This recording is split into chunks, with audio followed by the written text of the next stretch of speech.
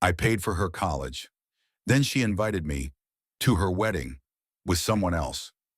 She said, "You're sweet, but I love him. I hope you'll understand." I worked 3 jobs to help her get her degree. Skipped sleep, skipped life. And the first time she said thank you was on a wedding invitation with someone else's name on it. I still remember the first time I saw her. It was the first day of freshman year, and I was already running late. I had missed the bus, and now I was practically sprinting across the campus, my heart racing as I realized I was about to miss the first class of my college life. I rounded the corner of the humanities building and nearly collided with her. "Hey, watch it!" She laughed, stepping back just in time, her voice warm and easy.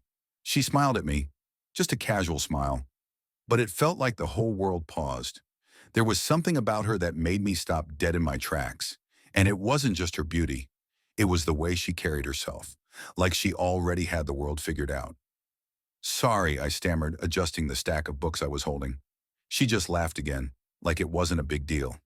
"You're in a hurry, huh? I'm Emily," she said, offering her hand. "I'm going to the philosophy class too. Want me to show you the way?" I shook her hand, trying to play it cool, but the truth was my mind was racing. Here I was, this shy, awkward guy, and she was standing right in front of me, offering to help. Of course, I didn't know then what that moment would mean to me years later. I didn't know that Emily would become the center of my world, or that I would give her everything I had. That first walk to class was nothing special. We talked about the syllabus, how we had no idea what half the words on it meant, and how we were both nervous about this new chapter of our lives. She was funny and smart, but I couldn't shake the feeling that she was too good for someone like me. At the time, I had barely enough money to pay for a dorm, let alone buy textbooks. I had to work 3 jobs just to stay afloat. But I didn't mind. I thought it would all be worth it if I could somehow make my dreams come true. And for some reason, Emily had become part of that dream. The thing was, I didn't just admire her from afar. There was something about the way she talked, the way her eyes lit up when she discussed her future. It was intoxicating. I was drawn to her in a way that I couldn't explain. She made everything seem possible, even for someone like me. And soon we started spending more time together. It started with small things. She'd ask me to help with her essays, and I'd stay up late at the library, explaining concepts to her till she got them right. I didn't mind. I liked the way she listened, the way she cared about learning. Slowly, she became more than just a study partner. One night, after a particularly long study session, Emily turned to me, looking exhausted but happy. "Thanks for always helping me, by the way," she said, her voice soft but sincere. "I don't think I could do this without you." I remember feeling a strange tightness in my chest. I was supposed to be helping her with her studies, but the truth was, I was falling in love with her. Not just because of her smile or the way she laughed, but because she made me feel like I was actually worth something. "You don't have to thank me," I said, trying to sound casual, but my voice cracked just a little. "I'm happy to help." She smiled, and I thought I saw something more in her eyes. Was it affection? Maybe, but I didn't let myself get my hopes up. We were friends. That's all we could be. At least that's what I told myself. Days turned into weeks, and weeks into months. I kept helping her with her classes, and I watched her get closer to her goals. Her grades were incredible, her internships were perfect, and it seemed like everything in her life was falling into place. I couldn't help but wonder if she saw me the same way I saw her. I mean, I was doing everything I could for her, right? I was there for her when she was stressed about finals, when she was lonely after a bad breakup, when she needed someone to talk to after a long day. But there were no signs. Not once did she show any interest in me beyond friendship. She'd talk about other guys she was seeing, and I'd smile and nod, pretending it didn't hurt. Every time she'd tell me about a date or a new crush, I'd bury my feelings deeper, convincing myself that helping her was enough, that my love for her was just a small price to pay. But as the months went by, I started to feel like I was being left behind. While Emily's life was moving forward, while she was achieving everything she dreamed of, I was stuck in the same place, working multiple jobs, struggling to pay rent, and wondering if I'd ever get out of this endless cycle. Still, I never complained. I couldn't. How could I? She had everything I had ever wanted: success, confidence, and a life that seemed effortless. I was just happy to be near her, to be the one she turned to when she needed help. But deep down, I knew there was more I could give her. There had to be. That's when I decided I'd do whatever it took to make her dreams come true. Whatever it took to make her realize that I was the one who had been there all along. So I started working even harder. The 3 jobs became 4. I cut back on sleep, started skipping meals, just to be able to send her the money she needed for tuition, for books, for anything. Every paycheck I got went straight to her, and she didn't know. She didn't need to know. I didn't care. I was helping her chase her dreams, and that was all that mattered. But one thing I never expected, the thing that would change everything, was the day I got that envelope in the mail. It was thick, the paper heavy, the handwriting elegant. I had no idea what it was at first, but when I tore it open, I froze. There it was, the invitation. Emily's wedding. It was addressed to me. I stared at the words for what felt like an eternity. Her wedding? To someone else? It didn't make sense. After everything I had done for her, everything we had shared, how could she invite me to her wedding? How could she invite me to celebrate the beginning of her life with someone who wasn't me? The room seemed to spin around me. All the nights I had spent working tirelessly, all the sacrifices, everything I had done, it all felt pointless. I was just another guest at her wedding. Just another guy who had helped her get to where she was, only to be forgotten the moment she reached the top. I stood there, holding the invitation in my hands, unable to breathe. And for the first time in my life, I realized how much I had underestimated the depth of my feelings for her. How much I had fooled myself into thinking that being her friend, being there for her, was enough. But now, as the cold, harsh reality sank in, I understood something else. This wasn't just about love. This was about me. And for the first time, I realized that I had been living for her, while she had been living for herself. The man who had spent years helping her, supporting her, working himself to the bone, was nothing more than a footnote in her story. I couldn't stay in that place anymore. I wasn't sure how or when, but I knew one thing for certain now. Everything was about to change, and I would make sure it changed on my terms. The weeks that followed that damn wedding invitation were the darkest of my life. I went through the motions: work, sleep, rinse, repeat, but nothing felt real. Nothing felt important. My entire world had shifted with that one piece of paper, and now everything I'd done for Emily felt like a cruel joke. I tried to talk to her, of course. I had to, right? I had to understand. I needed to know why. Why didn't she see me the way I had seen her all these years? Why hadn't she realized that I had given up my life for hers? But every time I called, every time I tried to text, she was either too busy or worse, just too distant. I'd hear that soft laugh of hers over the phone, as though we were still just those 2 kids from freshman year, laughing about our stupid problems. But it wasn't the same. It wasn't the same at all. And then the silence came. She stopped responding altogether. At first, I kept sending her messages, trying to get through. I even left her a voicemail once, but the tone of my voice betrayed me. I was desperate, a man clinging to something that was slipping through his fingers. And I knew it. She knew it too. But there was no reply. The emptiness began to seep in like poison, a slow burn that infected every part of my mind. I couldn't understand how I had been so blind. How had I been so stupid? The truth was simple.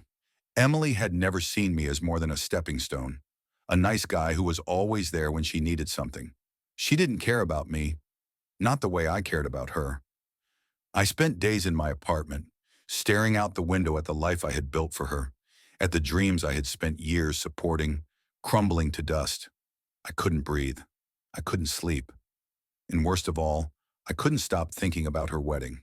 She was going to marry someone else, someone who wasn't me, someone who never gave up his life to make her dreams a reality.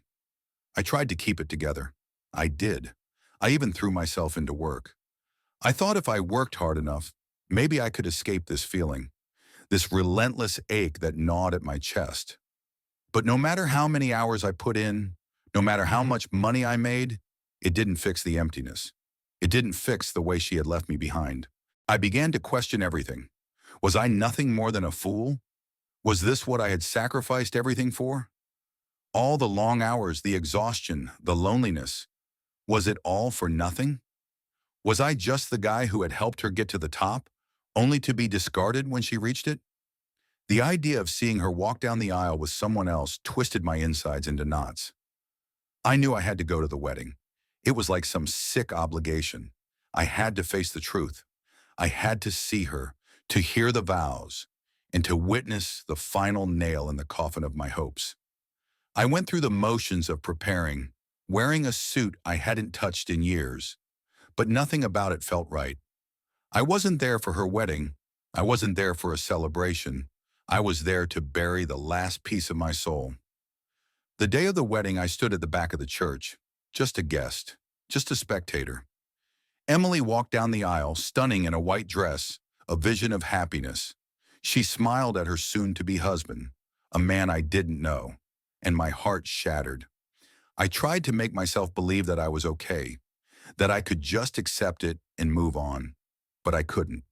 Not when I saw her looking at him like she had looked at me so many times before, like she was seeing the future with him, not with me. It hurt more than I thought was possible. I stayed for the ceremony, but every word, every gesture felt like a punch to the gut. I felt myself sinking, spiraling into a pit of despair. When they exchanged vows, I felt as if the room was closing in on me. I left before the reception, not wanting to hear the laughter or the congratulations. I couldn't stand to be there any longer. I stumbled out of the church, not caring where I was going. The pain felt physical, unbearable, like it was eating me alive. For the next few days, I barely left my apartment.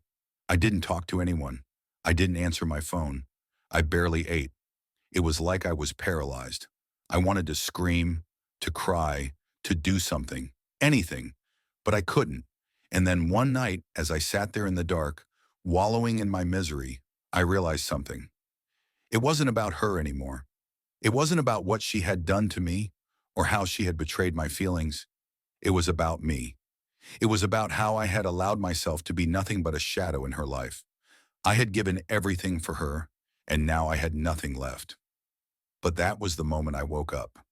I wasn't the broken, lovelorn fool who had been stuck in her orbit, helping her chase her dreams while mine slipped away. I wasn't that guy anymore. I was done with the self-pity. I was done being the guy who let life pass him by. Emily had made her choice, and I had to make mine. I couldn't keep living in the past. It was time to move forward. It was time to make my own life, to build something for me, to chase my own dreams, even if I had to start from scratch. The next day, I walked into the office of the company I'd been working for the past 5 years, and I quit my job. I wasn't sure what I was going to do next, but I knew I couldn't stay there. I didn't know it yet, but that decision, quitting, was the first step toward the life I was meant to have. And in the back of my mind, I knew this wasn't the end of the story. It was only the beginning. The first few weeks after quitting my job felt like I was floating in an endless sea of uncertainty. The momentum of my past life had come to a grinding halt, and I was left adrift, with no clear direction. But there was one thing I had learned during those long nights of anguish and reflection. I could not afford to waste any more time. I had been stuck in Emily's shadow for far too long. I wasn't sure what exactly I was going to do, but I knew I had to start somewhere. So I began looking for opportunities, not just jobs, but real opportunities, things that would give me back control of my life. I spent hours on the computer, researching industries, reading books, taking courses, trying to figure out what I was passionate about. For the first time in years, I wasn't doing anything for anyone but myself. I enrolled in a coding boot camp. It felt like a leap, but it also felt like something I could do to change the course of my life.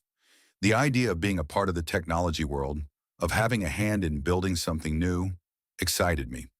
I'd never been the tech guy. I was always the one behind the scenes doing the grunt work, but the more I researched, the more it clicked. This could be my way out. The boot camp was intense. I spent every waking hour immersed in lines of code, algorithms, and programming languages. It felt like my mind had to shift gears completely, but slowly I started making progress. I was learning new things every day, and with each small victory, solving a bug, completing a project, I could feel the fog lifting. The pain of the past began to fade into something that felt like fire, something that was slowly igniting my drive. I kept the people around me at arm's length. I didn't want anyone's pity. I didn't want to hear, "Oh, I'm so sorry that happened." Or worse, "I knew you two would never work out." I wasn't interested in validation from anyone. I wasn't even interested in understanding what Emily was doing. She had made her choice. I was making mine. I buried myself in my work, in the code, in the projects, and after a few months, it started to pay off. I began landing small freelance gigs, then larger ones. I could see a new path unfolding before me. I was building something for myself, something real. The loneliness didn't go away. It never does it? But it became something I could manage. I learned how to fill the void with purpose, with passion. I stopped thinking about the what ifs and started thinking about the what's next. And then about 6 months after I'd received that wedding invitation, Emily reached out. It was a simple text. "Hey, I've been thinking about you. I know it's been a while. Can we talk?" My heart did a strange thing, skipped a beat, then started racing. Part of me was furious. The other part, well, that part still wanted to hear her voice. But I knew better than to let emotions control me. I wasn't that guy anymore. I stared at the message for a long time before I replied, "What do you want, Emily?" Her response came quickly. "I want to apologize. I've been thinking a lot and I realized how much I hurt you. I was confused. I didn't mean to push you away. Can we meet?" I didn't reply immediately. The old me would have dropped everything and rushed to meet her. The old me would have gone running, wanting to hear her explanation, wanting to understand. But I wasn't that man anymore. I wasn't the guy who put others first at the expense of himself. That was the version of me who had helped her through college, who had believed there was something more between us. The version of me who had been left behind, unnoticed, unappreciated. The new me, the man who had built a life of his own, knew that this was a test of how far I had come, a test of whether I could truly let go. So I took my time. I didn't answer her for a few days. I wanted to see if I was tempted, if I was still that person who longed for her approval. And when I did reply, it wasn't the soft, hurt message she was probably expecting. I wrote, "I'm not the same guy you knew, Emily, and I don't think I need to explain myself. You made your choice, and I've moved on." I could practically feel her shock through the phone. "Please, we can talk about this. I'm not asking for anything from you. I just want to explain." I stopped reading after that. There was no explanation that would ever change what had happened. I wasn't going to fall for her words again. The next time she texted, I was already on my way to a new city for a new job opportunity. I had taken a leap of faith, a real one this time, and was moving into a new chapter. I didn't need her to understand. I didn't need her to apologize. I didn't need anything from her. I was successful now. I was my own person. And Emily, she was just a ghost from my past. But even knowing all of that, I couldn't ignore one last message she sent a few weeks later. "I don't think I'll ever forgive myself for what I did. I just want you to know that I miss you." I read it once, let the words sink in, then deleted the message without replying. Because I wasn't the guy who had spent years loving her without getting anything back. I wasn't the guy who had begged for her attention or worked myself to the bone to make her happy. And when I finally did meet her, months later, she saw it in my eyes. I was no longer the person who would take her back. I was no longer the man who was willing to sacrifice everything. I was something more. And when she asked for help, when she reached out, it wasn't me offering the kindness anymore. It was me giving her the truth. "You're not a part of my life anymore, Emily," I said, as she stood there, waiting for me to take her hand. "You made your choice, and I made mine." Her face fell, but that was the moment I realized it wasn't just a choice, it was my revenge, and it was beautiful. It's strange how quickly success can fill the emptiness that used to weigh on your chest. A year ago, I was struggling, unsure if I would even be able to afford rent the next month. Now I was starting to make real money. The freelance gigs turned into a full-time job offer. And soon I was working for one of the top tech companies in the country. The city was buzzing with energy, and it felt like I could finally breathe again. But the weight of Emily's betrayal was still there, lingering in the back of my mind. It wasn't something I could easily forget. She had moved on, gotten married, and was living a life that seemed perfect from the outside, while I was left to pick up the pieces of my shattered trust. I had built my success on my own, but the scars from the past would never fully fade. Despite the accomplishments, I couldn't shake the feeling that I had been playing someone else's game for far too long. I had built my identity around others' expectations, Emily's love, my parents' approval, my friends' respect. But who was I really? Who was I without the need for validation? The answer came to me one quiet evening after work, as I sat in my apartment looking out the window at the glowing skyline. I wasn't just building a career. I wasn't just seeking success. I was trying to build a life that had meaning, a life that was truly mine. I hadn't realized how much of my identity had been wrapped around Emily until the invitation to her wedding arrived. And then the shame, the anger, and the realization that I had been nothing more than a stepping stone in her life all came flooding back. I had been obsessed with winning her love, obsessed with her validation. But what had I really won in the end? I shook my head, taking a deep breath. There was no time to dwell on that. The past was the past, and I couldn't allow it to control me anymore. And yet, as I walked out of my apartment and into the bright lights of the city, I realized that my revenge had been far colder and far more effective than I'd ever intended. Emily was nothing now. Her call for help, her desperate texts, they were nothing but echoes of a time when she had controlled my life. But now it was her turn to see what it felt like to be left behind. Months passed, and everything was going smoothly. My career was progressing, I had a new sense of independence, and I was starting to feel like I had a place in this world. But there was always that nagging thought in the back of my mind, the question of what would happen if I ever ran into her again. What would I say? What would she say? The answer came in a way I never expected. One evening, as I attended an industry event, I found myself face to face with none other than Emily. She was standing across the room, laughing with a group of colleagues, her smile as radiant as I remembered it. But this time, I wasn't the man she once knew. Her eyes locked onto mine, and for a moment, everything seemed to freeze. She stepped forward, her steps tentative, unsure. Her expression was one of shock, mixed with guilt. "James." She said my name like it was a question, like she wasn't sure who I was anymore. I took a deep breath, steadying myself before I looked her in the eyes. There was no pain in my gaze, only calm. The old fire that used to burn in my chest when I thought of her was gone, replaced with something new, something far more powerful. "Emily," I said, my voice steady but cold. "It's been a long time." She seemed to stumble for words. I, I never thought I'd see you here. I, I wanted to apologize. I was so wrong to treat you the way I did." There it was, the apology, the same one she had sent over text, the same one she had probably rehearsed 1,000 times.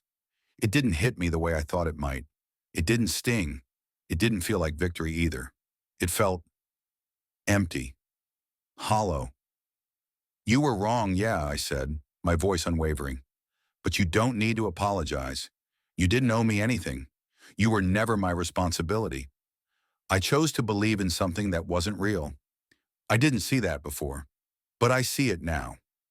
Her face faltered, but she quickly recovered. "James, I know I hurt you. I did something unforgivable, and I cut her off, raising a hand. "You're right, Emily. But I've done a lot of thinking, and I realized that the real betrayal wasn't just you choosing someone else. It was me choosing you, over myself, over everything I could have been. I was living for your approval, for your love, but you were never looking for someone like me. You were looking for something else." I paused, letting the words settle between us. The weight of the past hung in the air, but it no longer felt like it belonged to me. She looked at me, searching for a trace of the man she once knew, but all she found was a stranger, a version of me that was whole without her. James, she trailed off, her voice faltering. I wasn't done. I've learned something, Emily. I've learned that when you let go of people who don't value you, it's like making room for the person you're meant to be. And now I know I don't need you. I don't need your apology, and I don't need your approval, not anymore.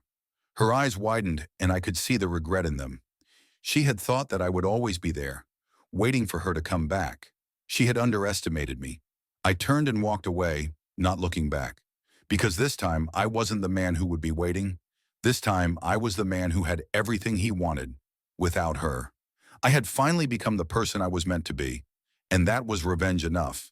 The city lights were dazzling that night, each one a reflection of the life I had built for myself, step by careful step. The apartment I now called home was sleek, modern, and filled with quiet luxury. It didn't scream success, but it spoke volumes in its subtlety. Every room told a story of my journey from a man who was once broken to someone who had found peace in his own company. But peace wasn't the only thing I had found. I had found purpose, real purpose. The work was no longer just a means of survival. It had become my passion. I was leading projects that mattered, creating innovations that would shape industries. People respected me now, not because I had been Emily's pawn, but because I had earned it. I had built my success on my own terms, and the pride I felt wasn't about the titles, the money, or the accolades. It was about the freedom to be me, without apologies, without excuses. I had moved on, but still there was that one last piece I needed to settle. The feeling that Emily's presence in my life had been a shadow, always lurking, no matter how successful I had become. I had believed for so long that the love I had given her was the only way to prove my worth. But I had learned the hard way that love was not something to be earned. It was something to be shared freely, without expectation. I had spent months searching for the right kind of closure, not just with Emily, but with myself. And now I realized I didn't need any more time to get over her. The truth was, I had already closed that chapter. What I needed was to take that final step. No more wondering, no more looking back.